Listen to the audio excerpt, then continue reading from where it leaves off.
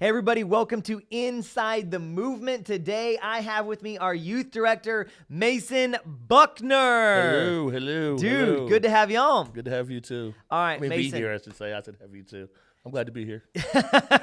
You're like, let me take over this Right, thing. it's all me. Hey, so let's talk about you and your experience with God. Yeah. Because you and I, we've had a lot of in-depth conversations, and you've kind of walked me through your past and kind of what all God's done. And I know a lot of people have heard your testimony, but not everybody has. Yeah. So I want to go through fast because we don't have a ton of time. Yeah. But quickly walk me through pre-Jesus Mason and current Mason. Ooh, is that As what quickly as we're you can. doing? Is that what we're doing? Come on. Pre-Jesus Mason was a lost guy trying to find his purpose, didn't know what he was supposed to do in life. Went through a lot of different things to try to find his purpose and couldn't find it. Then one day, A lot of different things. Love different things. A lot of different things I used to do, from DJing to running magazines to a whole bunch of other stuff, to hearing the voice of God, changing his life, finding a great friend, and getting saved, and then coming to where I am now. And so, like, not that there's a scale of lostness. Oh, it was but lost. Like, it was high. I was I mean, high on that scale. you were king of the lostness people. I am lost. That was me. I was there. Fully, in there. Now tell me this. Covered in You- lost. You knew about Jesus when you were Yeah, lost. of course. Would you have called yourself a Christian at that time? Yeah. Really? It's weird. It's weird. Like, I really would have thought, like, oh, yeah, I'm saved. I know who God is. I know who Jesus is. But, I just wasn't living for him. You know what I'm saying? So what was that moment where then everything shifted? Hearing actual what I had to do. And I know what you're talking about, but not everybody else knows. What did you hear?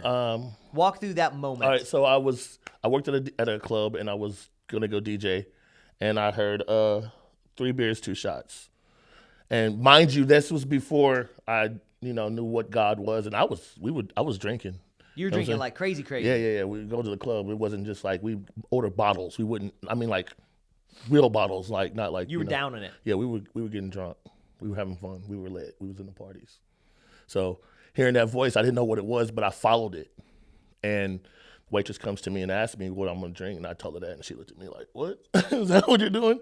And then the next day, end up Pirates Cove, and did not know it was a church event until my wife looks back at me and goes, "Yeah, this is the church event." I was wondering why everybody was so nice. You know what I'm saying? Everybody was just super happy and nice. And then I heard the voice tell me to go to where they were baptizing people. I ended up doing that.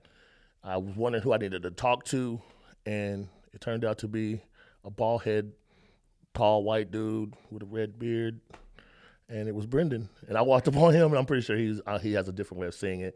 But I don't. Whenever he says, "Oh, you came looking all worried," don't believe that. Okay? This is your story time. This is my story. So I walked up on him, and I was just like, told him pretty much the same story, And he was like, "You just, you need to come to church."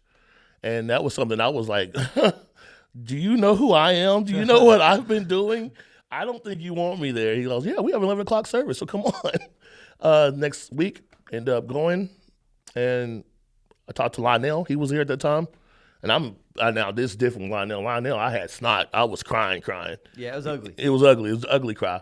And he just pretty much said, "You're being called into the ministry." And next week, I was like, "Save me." And walked through the sinner's prayer, got baptized with my daughter, which was amazing to be able to do that. To get baptized with my daughter was probably a highlight of my life.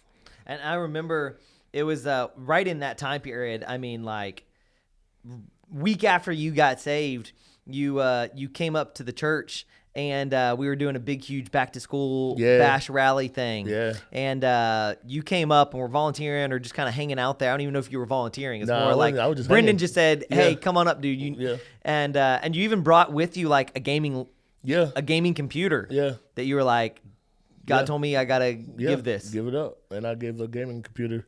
And I'm so glad that I got to do that because it made a kid happy. And you know what's crazy? During my whole time of being lost, I always had something to do with kids.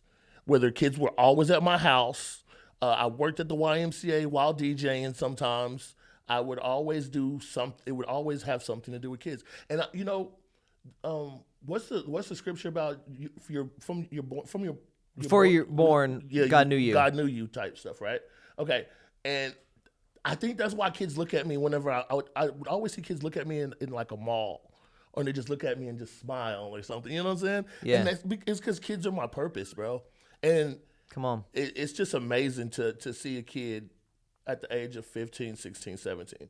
Those are the times where consistency means the most. Yeah. In a child's life. So let's talk about that, because right now you're getting to speak into these kids. Yeah.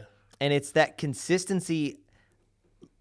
You know, it's one thing to come once a month or something like that, but when you are there day after day, week after week, month after month, year after year, kids see that, they know that, and then there's a trust that develops. Yeah. Why is that important to be able to speak into a kid? It's important because, like, for me, I'm gonna put myself. Whenever I was growing up, I did not have a consistent father in my life. Yes, I knew who he was, but it wasn't like he was there all the time. Mm-hmm. And I just look back at now, for me now, that I want to be that for somebody. I want to be that consistent male presence that can help you better your life if you get into any kind of trouble. Yeah. You know? Because, like, I had to learn stuff on my own. You know what I'm saying? And, you know, I know my mom would have loved to help me be a man, but it's hard for a mom to teach a man to be a man. Yeah. You know? So I think those are the reasons why I feel that being consistent in a kid's life means so much, especially as a man. And, you know, it takes a real man who's ready for that. Like, you know, you can't just being inconsistent in a young man's life is life or death to me. Really? Yeah, because if I didn't have a consistency, my coach O'Neal, he was my coach. He was the one that was the man that was in my life consistently. And Roger Gazard was another man that was. Now, were these Christian guys, or they were just good guys? These are just good guys. Yeah. One was a coach. One is he owned a business. But it showed you. But it showed me what you could be. What I could be. You know what I'm saying? And I mean, that's what I feel like my purpose. And I love that you're wanting to do that, not just like be a good role model, because there's good role models out there. Yeah. But you're like, no, I want to show you what the example of a godly man looks like, because these kids don't have it. No, they don't. And like some do, but not all. Yeah, true. I just think that it's so important to understand. People see my story, or these kids see my story, and be like, wow, he was kind of like me growing up. Yeah. But I can also tell them the other side. Well, you know, once this happened, once I met God, my experience with God has changed me to where I'm this now. So you know what I'm saying? Walk me through, because I mean, you were in the darkest of dark, and not too long ago. Yeah. And now you are like skip, jump away from like being a pastor here. Yeah. Like you're a director leading a youth ministry. Yeah. And you know, I think a lot of people would say, like, how do I get to that spot? I mean, literally, I'm talking to people currently they're in that spot. Yeah. And, you know, they even feel a call to ministry. Right. And how do they get from like there to here in a somewhat short time? Because there's no way to bypass. There's no shortcut. No, there's no shortcut to it. It's like you did the Christian grind, but you like went hardcore. Listen and obey. That's just what it is. God tells you to do stuff.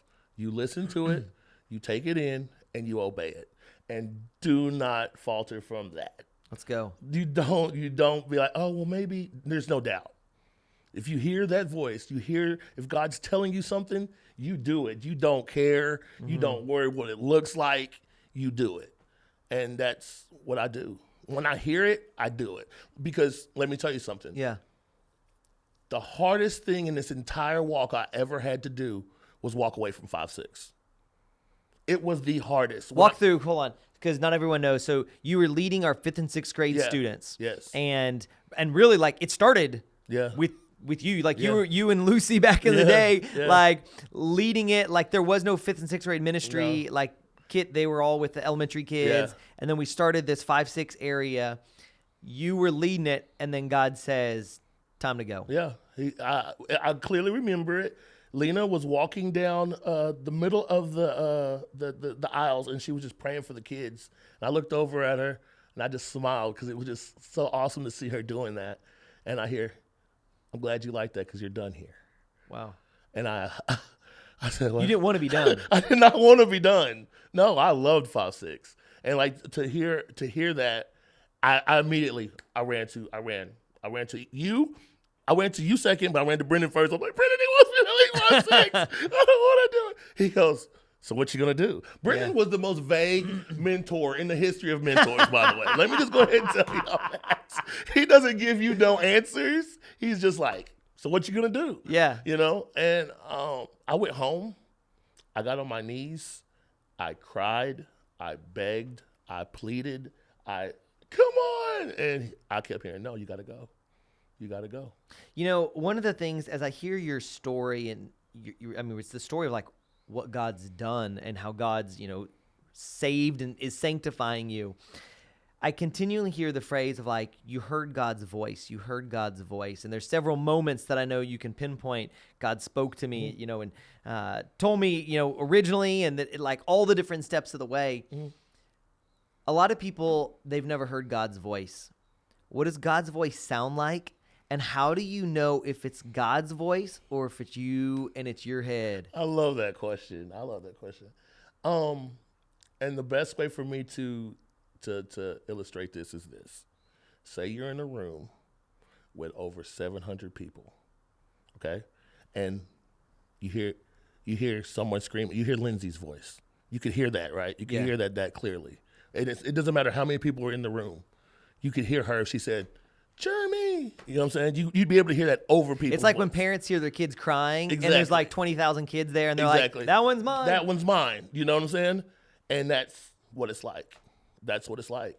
It's a voice that you just know, okay, I need to listen. It's a voice that is it's stern but hopeful. Come on. You know what I'm saying? And it's never a voice that's to hurt you.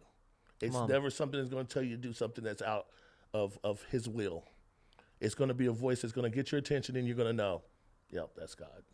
Now, it's not always going to be easy, like you said. No, it's going to be some tough stuff. Yeah, definitely. But as you've been listening to God and as you've been hearing his voice and obeying his voice, God's been transforming you. Oh, man. And the things that you lost of the world, he's given you back. Yes. So what kind of things has God given you now? From DJing at clubs to being on the radio for a Christian radio station, going to Christian concerts, some of my friends, and then even having some of my friends go to a church. You know what I'm saying?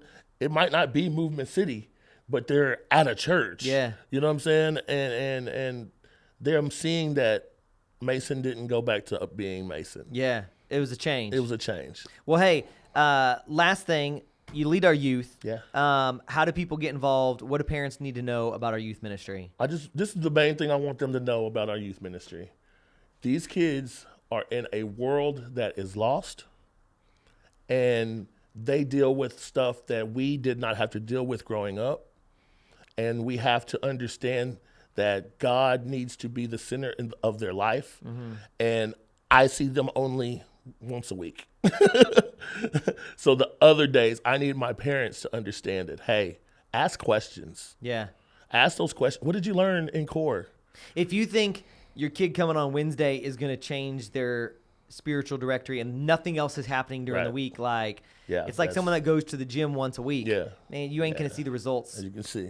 Right here. That's a good example. You aren't going to see the results that you want to see. Now, it's good. It's good. And you got to have that consistency, but there needs to be other things as well, is what I'm hearing you say. So definitely. And parents need to step up. Yeah, I need some of these parents to be like, okay, it's time. I don't want my kid to be lost anymore. Yeah. I need my kid to step up. Come on. And don't be afraid to challenge them, because they want that. Yeah. A lot of our kids want our parents to just be like, okay, so what did you read? I'll tell you everything I read. Wow. You know what I'm saying?